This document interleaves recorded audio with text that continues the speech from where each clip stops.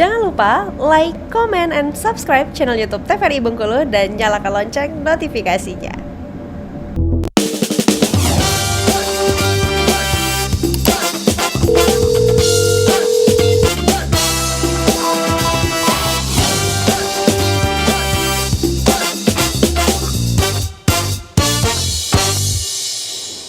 Baik pemirsa, terima kasih Anda kembali menyaksikan Dokter Kito. Kita kembali langsung ke Dokter Bella nih untuk memaparkan materinya. Karena semakin penasaran ternyata banyak diagnosa ya dokter, faktor-faktor untuk penyakit yang kita bahas pada hari ini. Selanjutnya tadi kita udah periksa lanjutannya itu adalah PSA ya, buat ngelihat apakah curiga keganasan atau tidak. Nah ada juga kalau dia di rumah sakit yang pada saat dirujuk nanti ada pemeriksaan namanya uroflowmetry gitu. Jadi nanti pasiennya diminta untuk berkemih dalam sebuah alat gitu ya, yang ada gambarnya itu. Nanti di alatnya itu bisa menilai laju pipisnya gitu atau laju berkemihnya untuk pancarannya gitu, karena biasanya pasien-pasien BPH itu pancarannya itu akan nggak kalau kita biasanya kan pancarannya lumayan luas gitu ya, panjang gitu ya. Nah nanti kalau misalnya ini selain pancarannya dia mengecil dan juga dia terputus-putus gitu, pipisnya bisa terputus-putus, terus dia waktu pipis pengen pipis lagi gitu,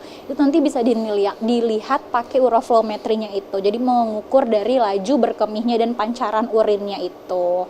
Nah selanjutnya yang biasanya juga dilakukan itu adalah di USG, dan ini yang paling sering dilakukan pada di poliurologi ya. Jadi nanti pemeriksaan USG itu baik melalui bisa dari perutnya atau memang melalui anusnya sendiri, itu untuk mengevaluasi dari pembesaran prostat itu. Seperti itu.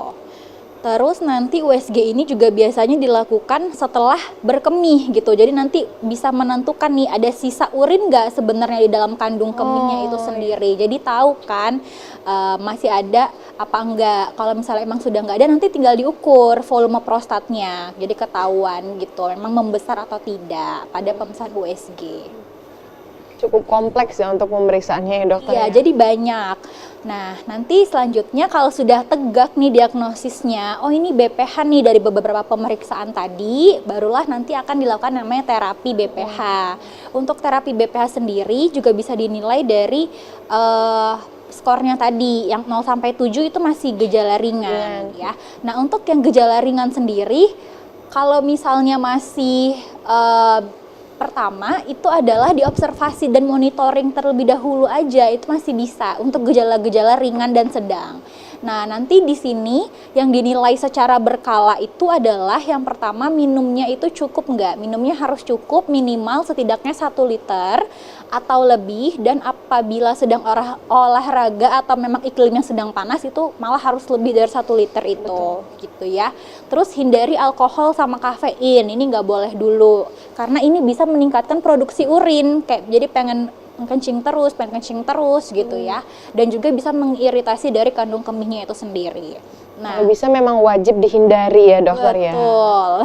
Bukan hanya untuk kasus BPH. Betul, memang harus dihindari. Ini kayaknya setiap kita bahas mengenai penyakit, alkohol, kafein, nikotin pasti jadi penyebab utama. Betul. Terus olahraga juga ya, olahraga 2-3 kali seminggu, dan juga pola hidup sedentary ya yang sekarang suka banyak itu juga dapat mempersulit untuk buang air kecilnya. Terus lakukan diet yang seimbang, yang bervariasi, terus kosongkan kandung kemihnya sepenuhnya setiap kali buang air kecil gitu. Jika Anda merasa kandung kemihnya itu tidak kosong, maka coba lagi 5 menit. Jadi maksudnya sampai tuntas gitu pipisnya, dituntasin sampai ngerasa nggak pengen kencing lagi gitu.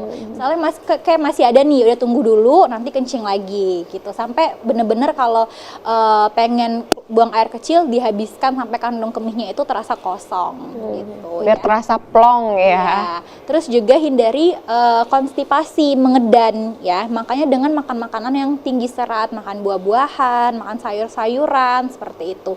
Dan buat catatan harian berkemih tadi.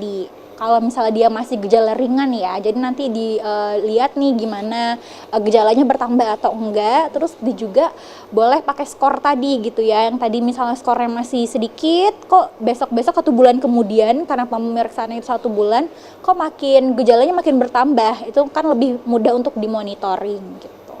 Terus juga tidak menahan atau menunda buang air kecil. Takutnya nanti kalau suka menahan, sudah menunda juga ke arah infeksi saluran kencing gitu ya. Kayaknya ini sering deh dokter, Betul. menahan atau menunda buang air kecil. Iya, betul. Ditahan dulu, nanti lama-lama kan rasa ingin buang air kecil kadang-kadang bisa hilang ya, padahal tuh sebenarnya nggak boleh gitu ya. Terus juga mengelola stres dengan baik. Nah, ini hanya untuk pasien-pasien dengan gejala BPH yang ringan. Nah, terus nanti ada lagi nih skor yang tadi 7 sampai 19. Itu adalah gejala yang sedang. Kalau misalnya dia sedang, ini juga sudah udah kita oper ya ke dokter spesialis urologi, karena yang memberikan obat-obatannya itu sendiri adalah dokter spesialis urologi. Nah, yang diberikan itu biasanya adalah obat-obatan yang bersifat untuk mengurangi gejala tadi dan juga mengurangi ukuran dari prostatnya supaya dia nggak makin gede gitu. Jadi ukurannya memang dia sudah hiperplasia, tapi mengontrol supaya nggak semakin membesar gitu ya. Ini untuk yang gejala ringan atau gejala yang awal tadi belum diberikan obat-obatan ya dokter? Belum, hanya pola hidup gitu tadi yang saya sedang kita jelaskan tadi. Terus juga jangan menahan kencing untuk mengurangi faktor-faktor resikonya, dan buat buku catatannya tadi gitu. Kalau misalnya dia sudah kesedang, ya itu tadi akan kita oper ke dokter spesial urologi, dikasih obat-obatan, bahkan kalau memang dia sudah berat akan dilakukan tindakan pembedahan. Ya. Nah, pembedahannya ini sendiri juga dilakukan bila terjadi adanya komplikasi dari BPH ini sendiri gitu ya. Yang pertama memang dia sudah mengarah ke gagal ginjal. Karena dari BPH nanti lama-lama dibiarin BPH-nya terus kencingnya dibiarin, nanti ke ginjal bermasalah, gagal ginjal nanti akhir-akhirnya juga bisa. Atau memang dia nggak bisa kencing sama sekali karena dia ada sumbatan karena obstruksinya tadi, si prostatnya membesar, nggak bisa kencing, itu juga sudah ada indikasi untuk dilakukan pembedahan. Tidak bisa kencing sama sekali ya dokter ya, tentu Betul. sangat menyulitkan ya dokter. Iya. Oke, baik, sebelum kita lanjutkan kita harus jeda terlebih dahulu. Pemirsa jangan kemana-mana, tetap saksikan dokter kita bersama Kita Sehat.